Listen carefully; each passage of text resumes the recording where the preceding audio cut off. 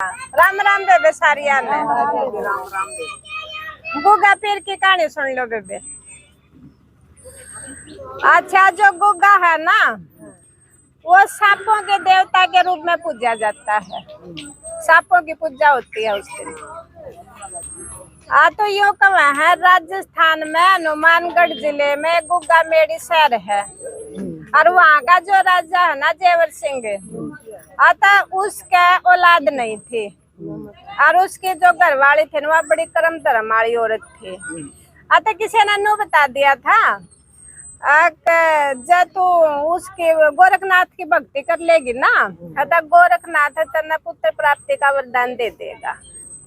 अतः बेवा उसकी सुनकर हर गोरखनाथ की भक्ति करने लगी। अतः नु कहा उसने 12 साल तक भक्ति की। अरे गोरखनाथ उसकी भक्ति तक खुश होकर और अपने 14 चेला समेत और उसके शहर में आ गया। अतनु कहा वहां पे एक बाग था जो को दे तो सुखा रहा करता। उस बाग में आकर डट गया। अतः बेनू कहा वो बाग है हो गया। तो सब न पता चल गया, सारा खबर फैल गई। अब कोई सिद्ध महात्मा इस बाग माँ के ठहरे हैं और यो जो बाग सूखा था ना यू हरा हो गया। तब सुनते सुनते या खबर उस रानी दौरे भी पहुंच गई। तो रानी ने सोचा ले मैं भी देखती हूँ अब कौन सा ऐसा सिद्ध पुरुष आ रहा है जिसके आने से बाग हरा हो गया। तो वह चल ली। तनु का बेवा उन चेलिया का खाना खुना बनाकर और गोरखनाथ की पूजा करने चल ली। तो उसकी भक्त पूजा पाजा करके वह बैठ गई। तो बैठ गई तो गोरखनाथ बोला उसने बेटे तू मने बहुत उदास लग रही है, क्या कारण है? तो वह बोली महाराज मेरे संतान कौन है? तो वो बोला ठीक है बेटी कोई बात नहीं, ऐसे करना तू कल आना मेरे पास और कल मैं तेरे को पुत्र प्राप्ति का वरदान दे दूंगा। बोला ठीक है। तो बेवा बड़ी खुश होकर और अपने घर आए राकर अपने राजा तो बताने लगी गोरखनाथ ने मेरे को ऐसे बोला है कल आते ही बेटा मैं सुबह तेरे को पुत्र प्राप्ति का वरदान दे दूंगा, तेरा पुत्र हो जाएगा। बोला ठीक है। तब वे या जो रानी थी ना इसका नाम बंसल था और इसकी एक और जुड़वा बेबे थी कंचल, उसका नाम कंचल था और बच्चे उसके पास भी नहीं थे। उसने भी सुन ली गोरखनाथ ने इसको ऐसे ऐसे बताया है।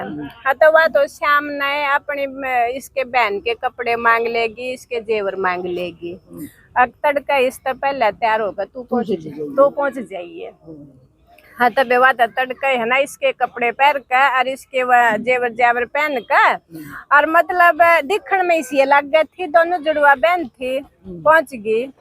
तब जाते उसने है ना उसने 2 फल दे दिए।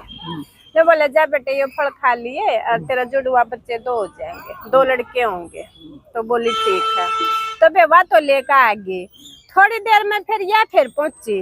तो इसने उसके सेवा कर ली और सेवा करके फिर बोली उसने सोचा ये गोरखनाथ तो कुछ नहीं बोले। हाँ वह बोले महाराजा आपने मेरे को कल बोला था कि आप मेरे को पुत्र प्राप्ति का वरदान दोगे, आपने तो कुछ नहीं दिया। बोला क्या कर रही हो बेटा, अब दिया खा रहे। बोला मैं तो आई नहीं, लेकिन यह समझ गई जब तेरी बहन तेरे जैसी है बिल्कुल वो आई है। तो यह बोली नहीं महाराज मैं नहीं आई, लेकिन धोखा हुआ है, मेरी बहन आई है। तो वो बोला बेटा फिर तेरी बहन ने धोखा किया है और वो धोखे से मेरे से ये फल लेके गई है ना, उसको जो पुत्र होंगे ना वे धोखेबाज ही होंगे। हाँ वह धोखेबाज होंगे। तो बोली ठीक है। तो बोला तू थोड़ी देर इधर बैठे और मैं नागलोक में जाता हूँ और उधर से है ना एक गूगल फल लेके आता हूँ, मैं तेरे को वो दूंगा। तो बेवा बैठ गई और वो नागलोक में जाके गूगल फल लेके आया और उसको दे दिया। तो उसने उसके 4 हिस्से कर लिए, एक हिस्सा तो उसने खुद खा लिया और फिर एक उनका हुआ थे घोड़ी, एक घोड़ी ने खा लिया। तो कुछ टाइम बाद बेबे इसका तो ये गुग्गा हो गया और उसका इसकी बहन का 2 पुत्र हो गए। वह उनके भी नाम अर्जन सज्जन रख दिए उनने। तो मतलब यूं तो अच्छा वही बात है, यूं तो योग बल तो हो रहा था, तो जो योग बल तो होगा वो तो सूरवीर प्रतापी योद्धा राजा होगा। हाँ तो इसमें तो शक्ति थी और वे हो गए इसे लफंगे। हाँ तो फिर एक दिन और जो उस घोड़े ने खाया था ना, उसका एक घोड़ा हो गया नीला घोड़ा। तो यूं हमेशा उस नीले घोड़े पर सवार, घोड़ा जो है ना पूजा करना, हाँ तो उस नीले घोड़े पर यू सवार रहा करता। हाँ नीले घोड़े पर यू सवार रहा करता। तो एक दिन यू घूमन जा रहा था, तो इसका नीला घोड़ा घूमते घूमते आगे निकल गया और यू भी उस घोड़े के पीछे पीछे चला गया। तो वहां पर मतलब एक लड़की खड़ी थी, उसका नाम भी सीरियल था। तो वह इसने देख कर इस पर मोहित होगी।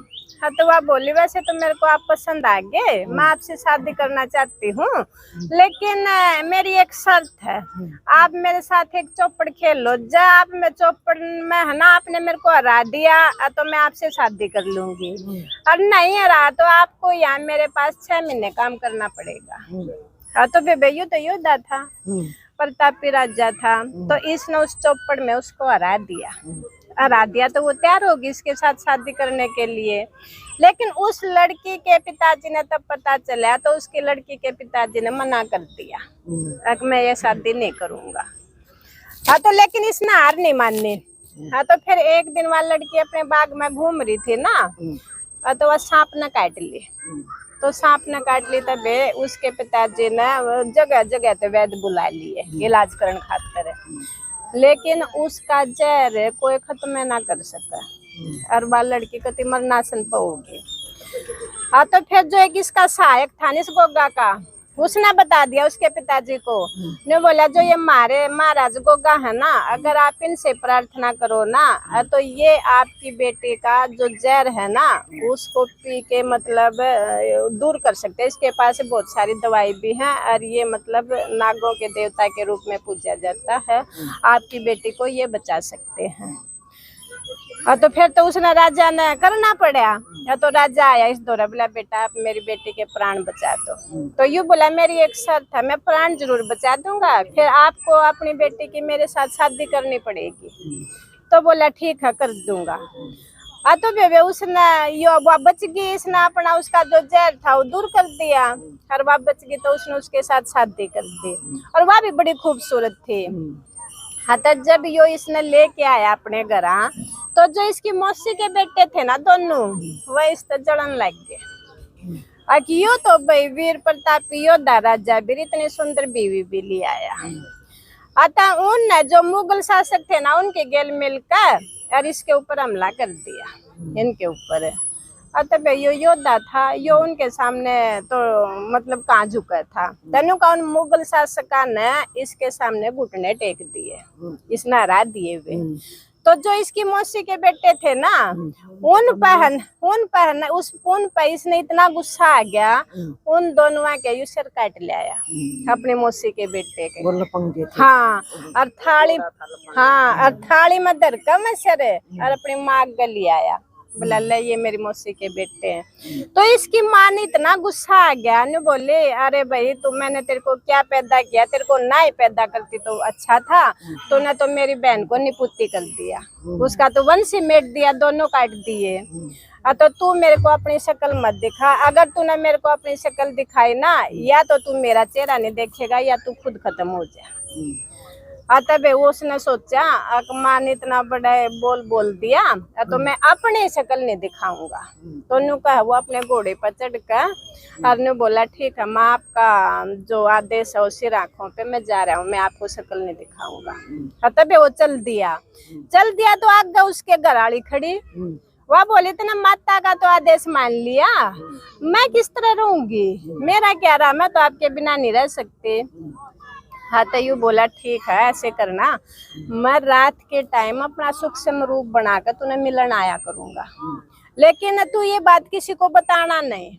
बोला ठीक है। तो तब यो तो है फिर रात ना अपना सूक्ष्म रूप बनाकर उसने अपने घर वाले मिलन आता और वह बड़ी खुश रहती है, अपना अच्छा बढ़िया श्रृंगार करती और सारा दिन खुश रहती।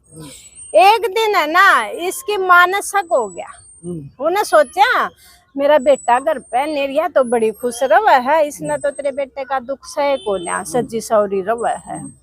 हाँ तो भाई एक दिन उस अपने बहू ने भला बुरा लगी कहने बोली मैंने तेरे चरित्र पर शक है, मेरा बेटा नहीं तू इतनी खुश रहती है, इतना मेकअप करा है, इतनी सजी सवरी रहता, तू किस पे इतनी खुश रवा है। आता बे उस बहू ने न्यू सोच का आगे तेरे सासू तेरे ऊपर इल्जाम ला है, उसने ये बात अपनी सासू आगे बताई थी। ने बोली तेरा बेटा रात न है ना सूक्ष्म रूप बना के मेरे तो रोज मिलन आया कर। तो बेवा देखन खातर माँ है ना उसके दरवाजे पर जा खड़ी हुई उस दिन रात में। हर वो जब लीला घोड़ा पाया न सवार होकर उसने दूर तक अपनी माँ देख ली। आकाश तो तेरी माँ खड़ी है, पक्का तेरे घर वाले ने या सारी बात तेरी माँ ते बताई है। तो वो उड़े तो उल्टा हो लिया कि उसने अपना चेहरा नहीं दिखाना था ना। तो उल्टा होकर फिर अपने वो नीले घोड़े पर चढ़कर चाल पड़ा था। पच्छा ये दोनों सासू बहू उसने पकड़न खातर चाल ली है। तेनू कहा वो तो आगे जाकर और एक जगह पर जाकर उड़ा समा गया अपने घोड़े समेत और गेलिया ये सासू बहू समा गई। तनु कहा जब तक गुगा मेरी उड़ा पूजी जावे। राम राम।